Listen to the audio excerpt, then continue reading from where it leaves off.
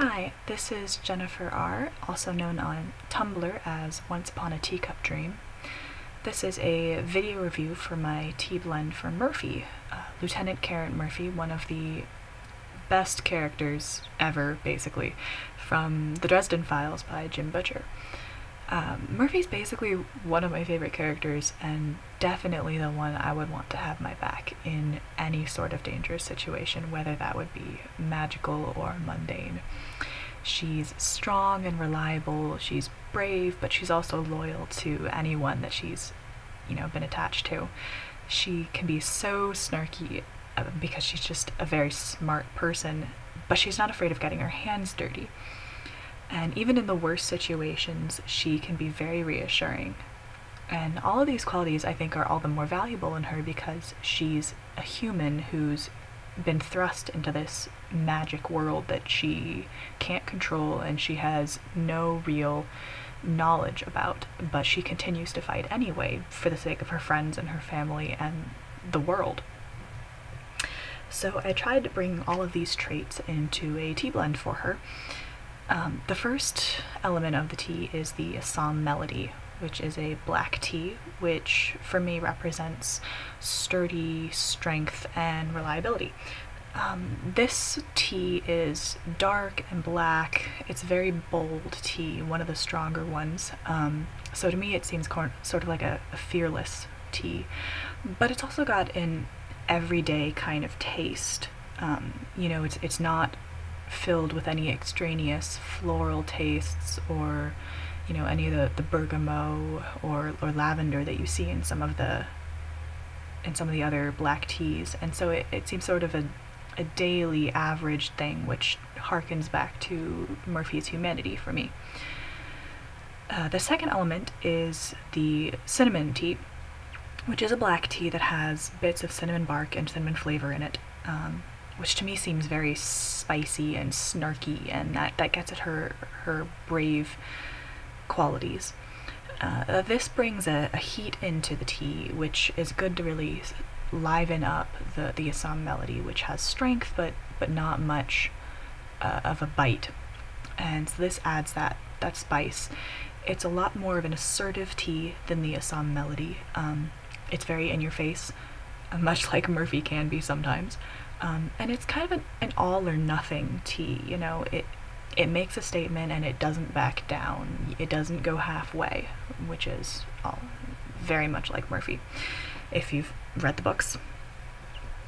And then for the third tea, I chose almond, which is also a black tea, but has tastes of almond nut, which for some people tastes more like marzipan, to other people it tastes kind of like cookies. And that has a sort of homegrown element for me. It tastes warm, it tastes reassuring.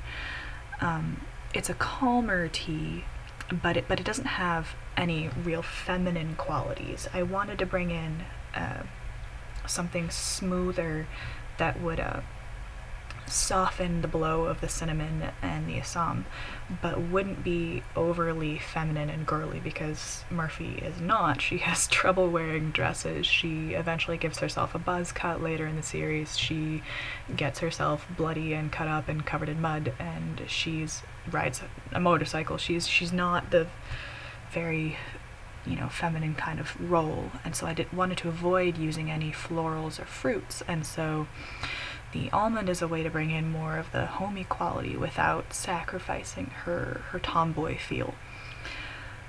And then the last piece is the accent, which was the cocoa nibs.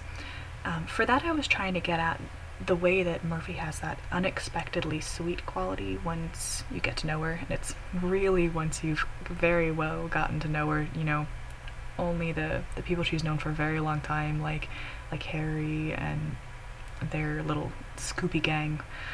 And I debated between cocoa nibs and chocolate chips, but chocolate chips to me seem too sweet. They're overly sugary. They're also a little bit childish.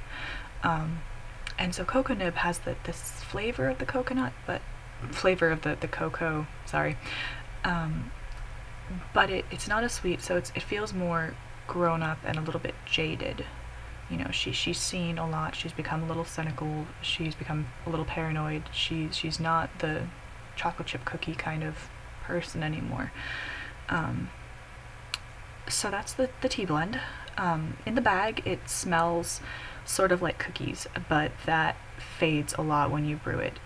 The tea itself doesn't taste like that, which is good because I don't really want her to taste like cookies. I just want her to taste, you know, strong and spicy, but also sweet. So when this brews up, it comes out as a very amber, smooth sort of looking tea.